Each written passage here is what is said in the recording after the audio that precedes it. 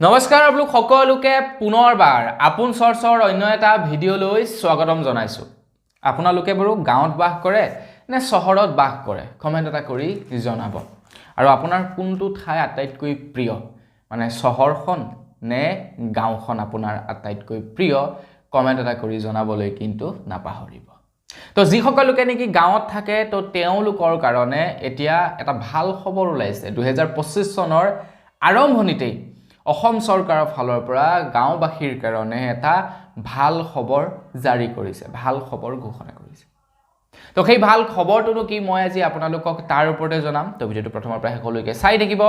মই শ্ৰী প্ৰাঞ্জল গগৈ, আপোনালোকে চাই আছে আপোন চৰ্চ। আহক আৰম্ভ কৰোঁ আজিৰ ভিডিঅ'। আজিৰ ভিডিঅ'টো আৰম্ভ কৰাৰ আগতে লাইক এটা কৰিবলৈ নাপাহৰিব। যদি গাঁৱৰ পৰা চাই আছে কমেণ্ট এটা কৰি কিন্তু জনাব যে আপুনি ক'ৰ পৰা চাই আছে ভিডিঅ'টো। বাৰু যি কি নহওক ময়ো গাঁৱৰ ল'ৰা, গাঁৱৰ পৰাই ভিডিঅ'টো বনাই আছোঁ। তো আপোনালোকেও কমেণ্ট কৰি জনাব যে আপোনালোকে ভিডিঅ'টো ক'ৰ পৰা চাই আছে। তো অসমৰ মুখ্যমন্ত্ৰী ডক্টৰ হিমন্ত বিশ্ব শৰ্মাদেৱে এটা ভাল খবৰ ঘোষণা কৰিছে 1 জানুৱাৰী তাৰিখৰ দিনাখন। এতিয়া এখন গাঁৱত এজন গাঁও প্ৰধানেই মেইন, মানে যিজনক কোৱা হয় গাঁওবুঢ়া। যিকোনো ধৰণৰ কাম কাজ বা চৰকাৰী বিভিন্ন ধৰণৰ সাৰ্ভে তাৰ্ভে সেই গাঁওবুঢ়াজনেই কৰে। তেখেতক কোৱা হয় গাঁও প্ৰধান, হয় নে নহয়? আপোনালোকক স্থায়ী বাসিন্দাৰ প্ৰমাণপত্ৰৰ প্ৰয়োজন হ'ল, আপোনালোকে পঞ্চায়ত যোৱাৰ প্ৰয়োজন নাই, গাঁওবুঢ়াৰ পৰা স্থায়ী বাসিন্দাৰ প্ৰমাণপত্ৰ আনিলেও হয়। আপোনালোকক ইনকম চাৰ্টিফিকেটৰ প্ৰয়োজন হয়, কেতিয়াবাতো গাঁওবুঢ়াৰ প্ৰমাণপত্ৰ লাগে। জাতিগত প্ৰমাণপত্ৰৰ দৰকাৰ হ'ল, আপোনালোকক গাঁওবুঢ়াৰ প্ৰমাণপত্ৰ আনিব লাগে।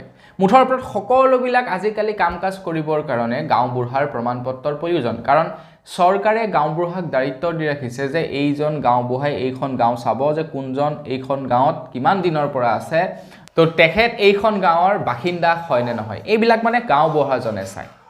এতিয়া গাঁওবুঢ়াজনৰ পৰা আমি যেতিয়াই নেকি চাৰ্টিফিকেট আনিবলৈ যাওঁ তেতিয়া কি কৰে, গাঁওবুঢ়াজনে পইচা লয় 50 টকা। আৰু সেইটো ল'বই। কিয় ল'ব? কাৰণ গাঁওবুঢ়াজনে কোনো ধৰণৰ চেলেৰি নাপায়। তো সেইবাবে তেখেতে সেই চাৰ্টিফিকেটৰ বিনিময়ত 2 টকা লয়। কিছু কিছু গাঁওবুঢ়াই বেছিকৈ লয়, কিন্তু মিনিমাম 50 টকা এটা লয় আজিৰ ডেটত এজন গাঁওবুঢ়াই এখন চাৰ্টিফিকেট দিবৰ কাৰণে।